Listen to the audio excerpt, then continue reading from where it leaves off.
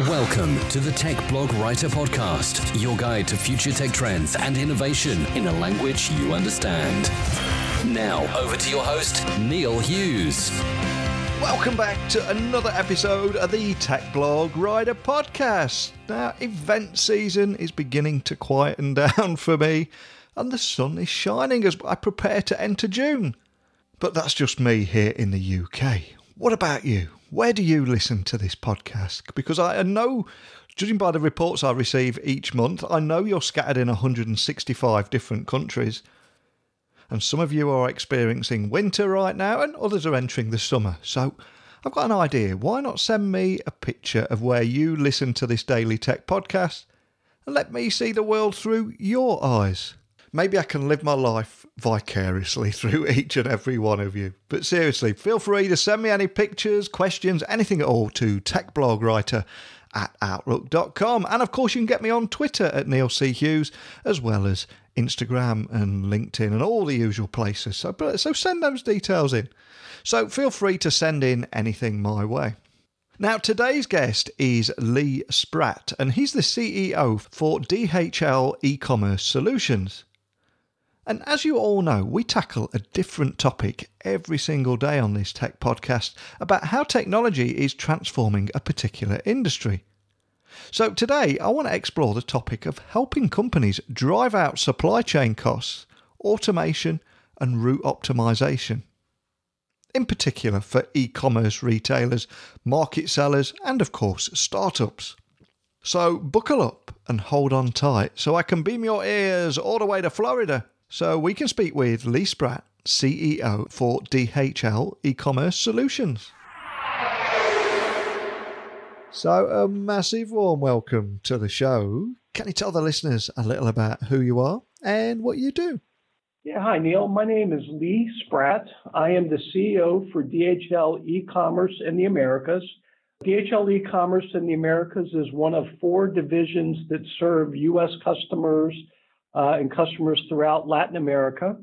Our focus specifically in the U.S., which is where we spend most of our energy in e-commerce, is around the B2C marketplace or e-commerce merchants. We offer 4 different services with different service levels. We offer domestic services with ground products, expedited products, and day-definite products. And we also offer international services where we ship from the U.S. to 220 countries around the world. And as I mentioned earlier, we focus 100% on e-commerce, not a lot of B2B in our network. And so we spend a lot of time focusing on the trends and the needs of the e-commerce marketplace. Now, on this Daily Tech podcast, Lee, I'm passionate about highlighting how technology is transforming multiple industries, and very often industries that you don't automatically associate with technology, but also bust a few myths and perceptions or preconceptions of what people have about traditional brands.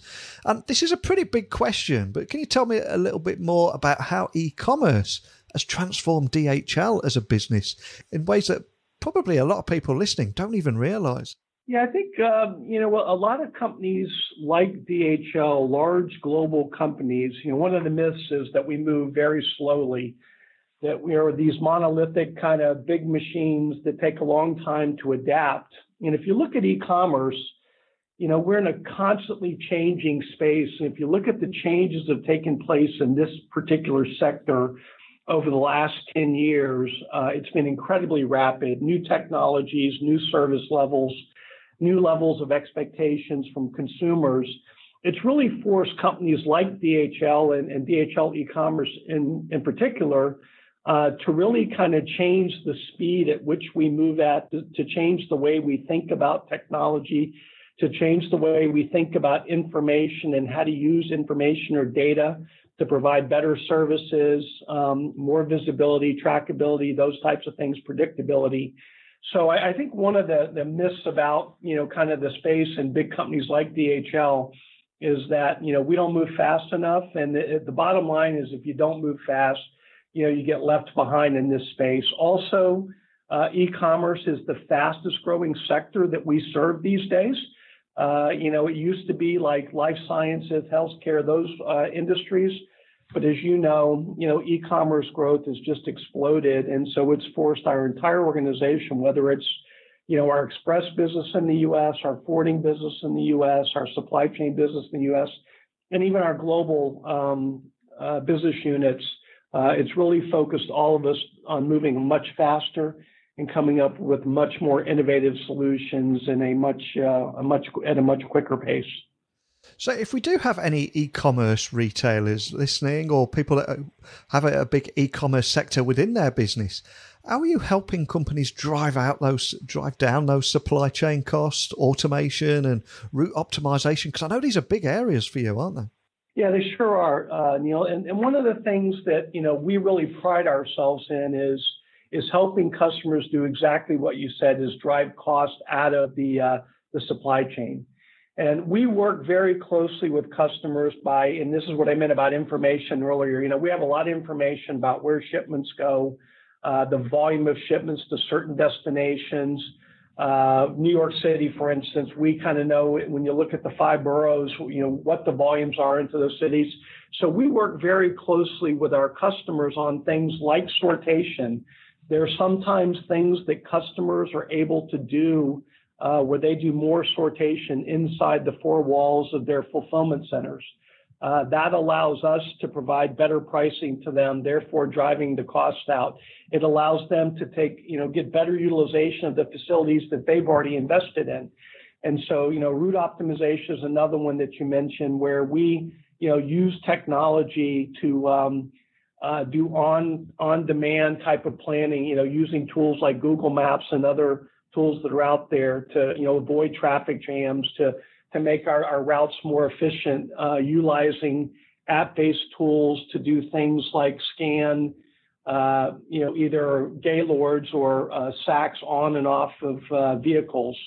So there's a lot of things that we can do to work very closely with our customers that helps them drive costs out by them doing, basically doing more of the work. And then it's incumbent upon us to drive costs out with things like technology, automation, robotics, et cetera. So we really work diligently to drive costs out because e-commerce, it's the fastest growth segment in the market, but it's also probably the most price competitive. And we work very hard to help our customers save money while also providing, very high quality services to their consumers.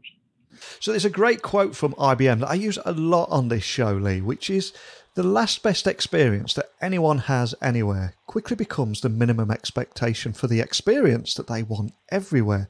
So if I look at myself as regards to that quote, here in the UK, I can order something from Amazon on a Sunday morning, and sometimes it can be delivered the same day. So rightly or wrongly, that becomes my standard expectation. So how is DHL, and indeed the customers that you work with, adapting to that dramatic rise in expectation, compete with the likes of Amazon around the speed of delivery? And, how are you helping there? Because it's a real challenge, isn't it?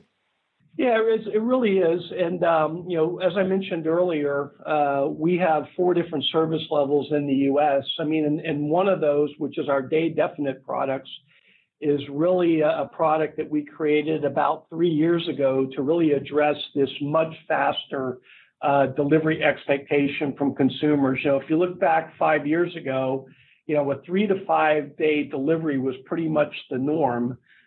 Today, or let's say 3 months ago, 2 days was pretty much the norm. And now we're seeing that 1 day is becoming more the norm. The challenge that most of our customers have is really around inventory planning and inventory placement. From a logistics perspective, it is a relatively easy task to get a product moved from point A to point B if the product is in a location that is close enough to the consumer to deliver that 1 day delivery experience.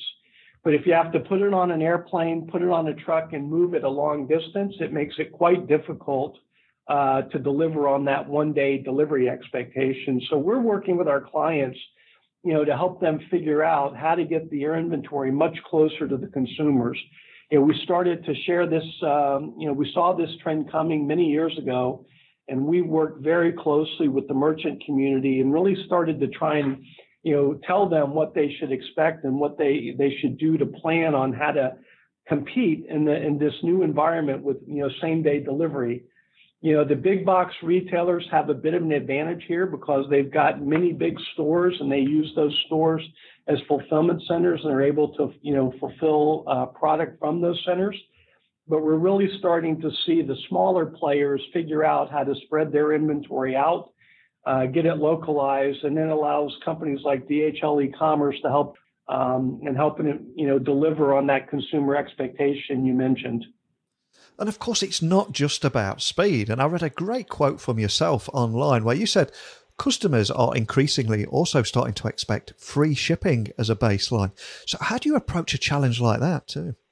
You'd asked the question earlier about one of the myths about e-commerce and shipping, and the reality is there's nothing that's free about e-commerce shipping. So there is a cost of shipping buried somewhere in the transaction there, whether the merchant decides to absorb the cost of shipping. But when you look at consumer expectations, we just talked about, same day shipping. We pay very close attention to the trends and to the different studies that are done in the marketplace. And, as you get closer to that kind of one-day shipping, people are starting to talk about, a shipping fee, a convenience fee, but consumers are still not willing to pay a significant amount of money for the convenience of same-day shipping. We just saw a study recently with one of the big accounting firms that basically said 70% of consumers are not willing to pay more than $5 as a convenience fee for same-day shipping. So when you think about 2-day shipping, 3-day, 5-day shipping, nobody's really willing to pay for that. So it is a pretty much a standard that, if you're going to be in the e-commerce market, you're going to have to offer your consumers free shipping in order for them to push the button at the checkout and to complete the transaction. And on the subject of big myths, are there any big myths about shipping or indeed technology that you'd like to set the record straight away today? I don't know that I'd say there's myths. There's certainly, the challenge of speed when it comes to e-commerce. I think there's a bit of a myth that one of the large marketplaces that pretty much dominates e-commerce is going to put a lot of other people out of business. I think that's a bit of a myth. I believe that, there's, with the advent of technology, with the advent of, a lot of these startups coming into fulfillment, route optimization, inventory planning, looking at data and trying to predict, what consumers are going to buy what products at what time, I certainly think kind of levels the playing field for everyone. And so I think one of the myths is that, the big marketplaces are going to put everybody else out of business. And, as we're seeing in the U.S., the big box guys are starting to compete far more effectively. And when you look at, kind of the changes in behavior of some of the large marketplaces, they're realizing that, they're going to have to change some of their behaviors as well to be continue to have the kind of growth curves that they're experiencing. So I think the myth is that, a lot of the big retailers and a lot of the big supply chain companies don't have a lot to worry about there. And because technology, innovation, all of those things will allow us to compete more effectively. And we are all living in an era of exponential change now, and so many businesses are concentrating on the digital transformation of everything and also trying to leverage the experience economy. So what are the biggest challenges, and equally, what are the biggest opportunities for DHL in a digital age? Yeah, I think for us, it's how to utilize information.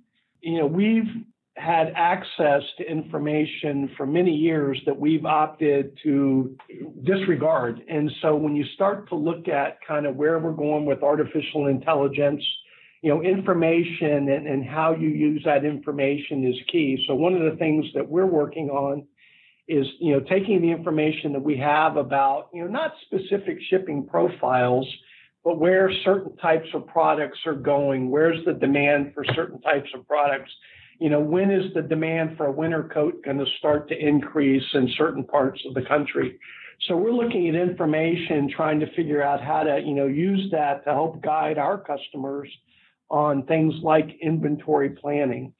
Another example is, route optimization or route planning by using an app that allows the driver to be driven, in real-time traffic scenarios, real-time adjustments to a route.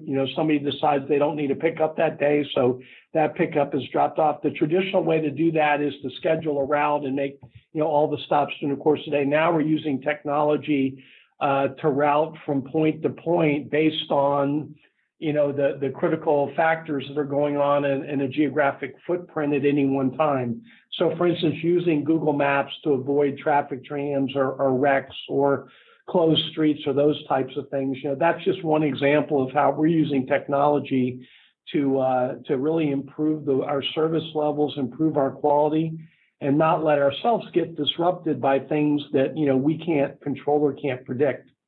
So there's a lot of uses of technology, a lot of uses of information.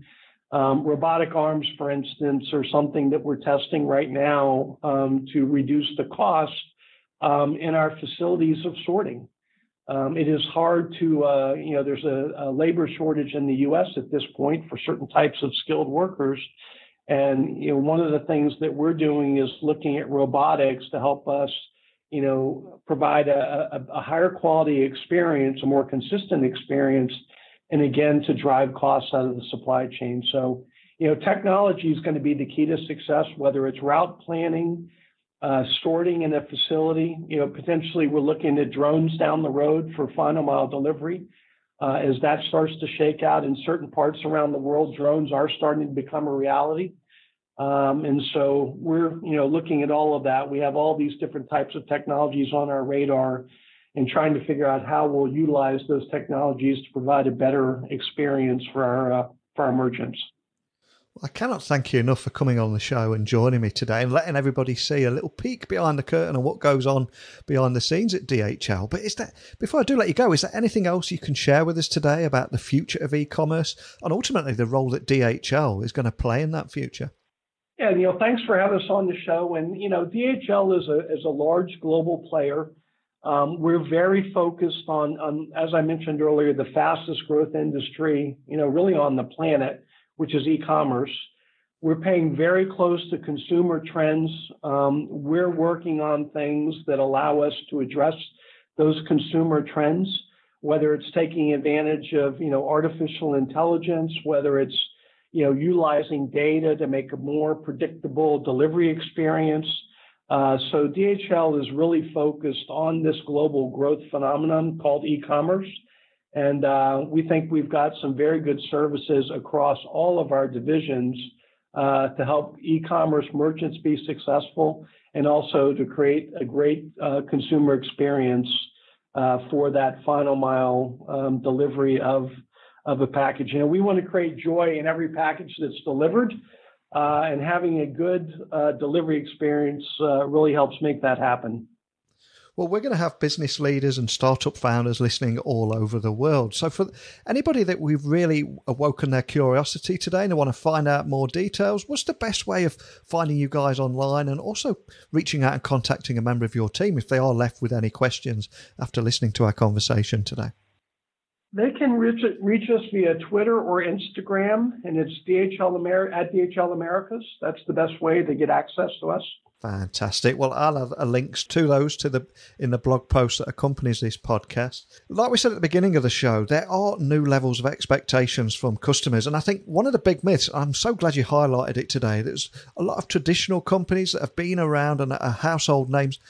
That one of those myths is that they are incredibly slow to adapt. And you've proved today that companies such as DHL are changing the way they're thinking about technology, changing the way they think about speed and delivering those experiences. And I cannot thank you enough for taking that time to come on and share that story with me today. Thank you, Lee. Thank you, Neil. We appreciate your time. What I really enjoyed about talking with Lee there was how a conversation might challenge a few preconceptions you may have had about DHL. It's a very traditional company. And I think it's so important to hear about both the biggest challenges and opportunities for a company such as DHL in a digital age. I think those stories and those lessons learned are priceless. And although you may not automatically think about things like this, it's clear to me that DHL are right in the heart of the digital transformation of everything. Everything from supply chain costs, automation, route optimization, especially when considering e-commerce retailers and online marketplace sellers. And these guys are working incredibly close with tech startups too. For everybody listening all over the world, did you learn anything from today's conversation? Did you take anything away? And did we miss anything? This is your chance to add to our conversation, and you can do that by simply emailing me, techblogwriter@outlook.com, Twitter, Neil at Neil C. Hughes, and of course pop by my website, techblogwriter.co.uk. You'll find all 870 interviews that we've had now, along with a few blog posts and different ways that you can work with me too. But as we wind down for the weekend, it's time for me to take some good old-fashioned R&R now. But I'll be back tomorrow with a very special guest. But until next time, don't be a stranger. Thanks for listening to the Tech Blog Writer Podcast. Until next time, remember, technology is best when it brings people together.